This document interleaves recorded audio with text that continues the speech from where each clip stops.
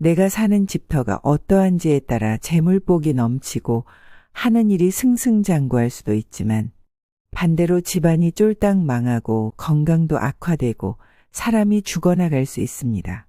오늘은 실제 집터로 인해 망하고 재물운이 끊어진 여러 실제 사례 함께 알려드리면서 절대로 들어가면 안 되는 집과 들어가면 좋은 명당집 알려드릴게요. 영상 꼭 끝까지 시청하셔서 명당 자리를 보는 눈을 기르셔서 재물복도 넘치고 하시는 일 다 성공하시길 바랍니다.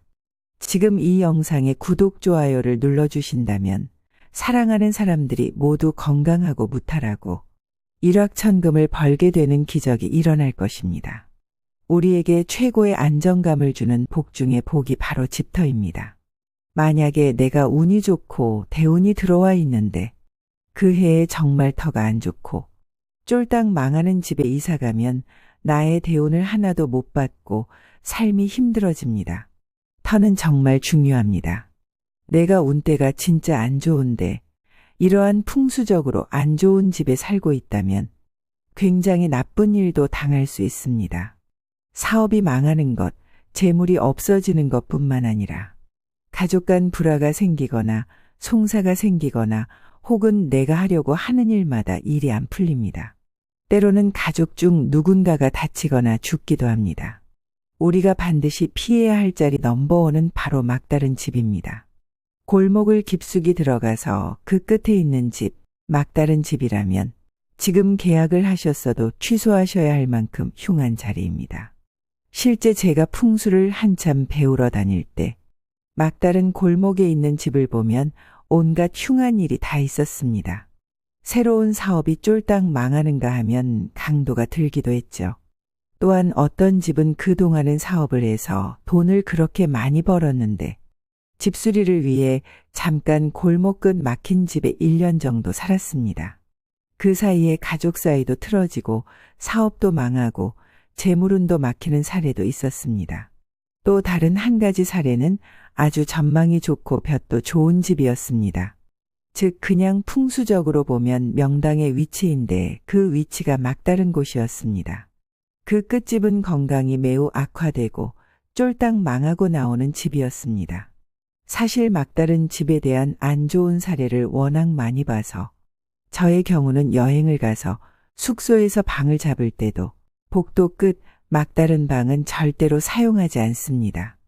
아파트도 주택도 너무 깊숙이 들어간 골목의 끝에 단지나 집이 있다면 피하는 것이 좋습니다. 복도식 아파트라면 제일 끝집은 매우 안 좋습니다. 두 번째, 창가가 막혀서 조망이 꽉 막힌 집이라면 피하세요. 요새는 아파트에 대부분 살고 계시죠. 아파트들이 너무 빽빽하고 높아서 우리 집이 높아도 조망권이 침해받는 경우가 정말 많습니다. 그런데 풍수에는 이런 말이 있습니다. 지하가 좁아지면 사람이 간사해지고 편협하게 살며 하는 일이 잘 안 풀린다. 또한 창문이 막혀 조망이 차단되면 부가 달아나고 운이 떠나간다.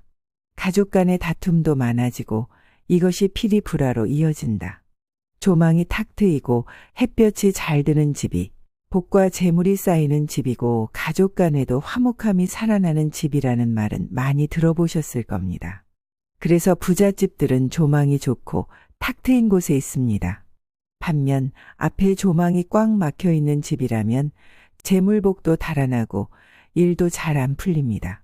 만약 지금 우리 집이 앞이 꽉 막힌 집이라면 베란다를 식물과 수족관과 같은 물로 채워 정원처럼 꾸며보세요. 막힌 기운을 돌릴 수 있는 전통적인 방법입니다. 세 번째, 빛이 들어오지 않고 바람이 잘 통하지 않는 집을 피하세요. 빛이나 바람, 이러한 것들은 우리의 육체적, 정신적 건강을 윤활유처럼 돌리게 해줍니다. 빛이 없고 환기가 안 되는 집에서는 그 나쁜 기운을 그대로 우리가 다 흡수시킬 수밖에 없습니다.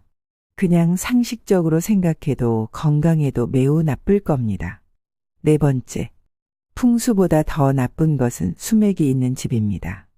풍수적으로는 50점이더라도 수맥이 하나도 없다면 사실 그 집은 괜찮다고 할 수 있습니다. 풍수가 100점이라도 수맥이 여기저기를 관통한다면 그 자리는 매우 나쁜 자리입니다. 사실 수맥이 있는지 없는지는 우리가 다른 명당 자리처럼 눈으로 봐서 알 수는 없습니다. 예민한 사람은 잠을 자보면 수맥이 있다는 것을 느낍니다. 잠자리가 편안하지 않고 자도 처지는 느낌이 듭니다. 기가 약한 사람은 가위에 눌리기도 하고 밤새 잠을 못 자기도 합니다. 이런 경우에는 풍수 인테리어나 수맥 차단 매트 같은 것을 이용해서 수맥의 기운을 차단하는 방법이 있습니다. 5번째, 집을 들어갔을 때 곰팡이가 피고 벽 쪽이 눅눅한 집입니다.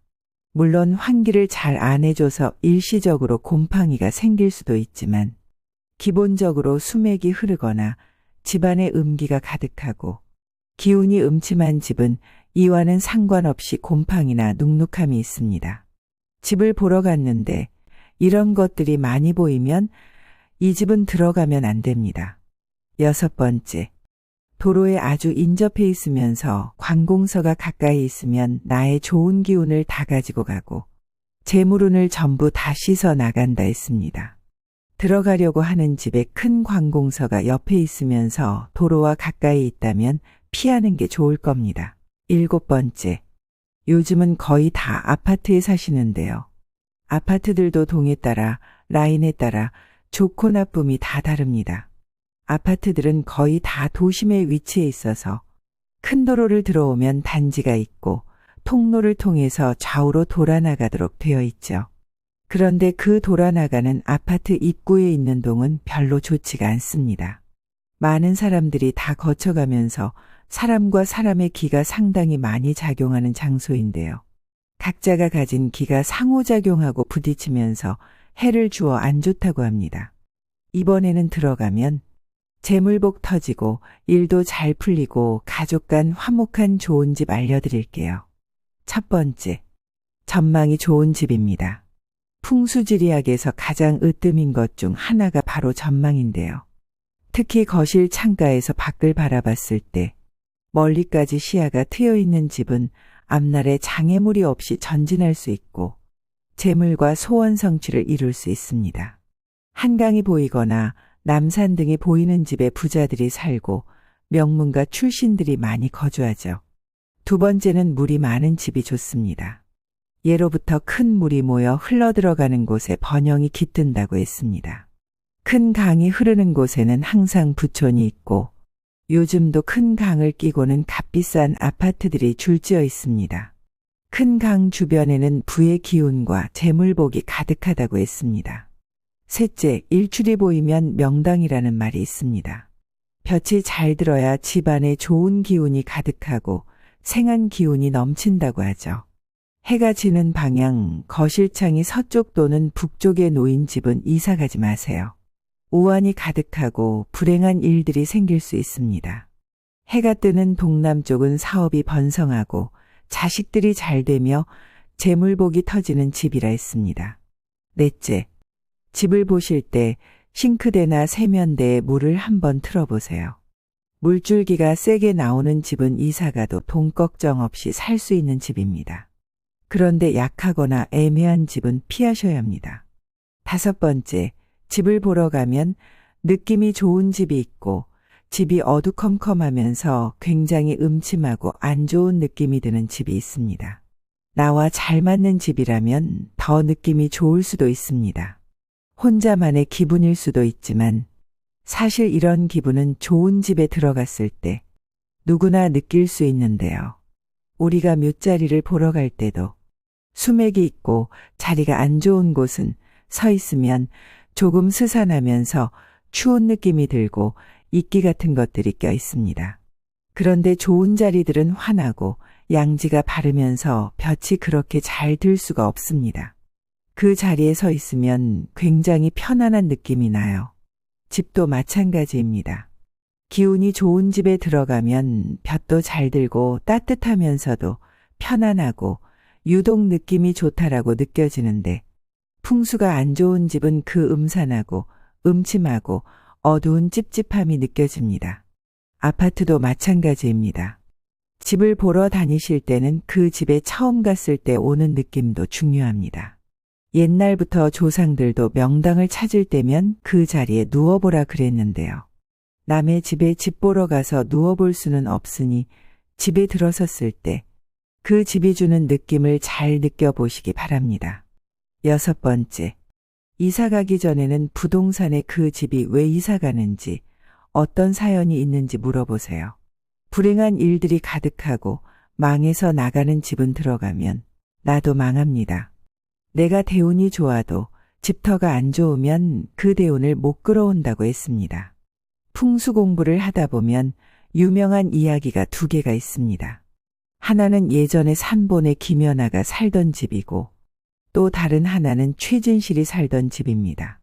김연아가 살던 집은 명당 중에 명당이고 그 집터가 좋기로 소문난 집이죠.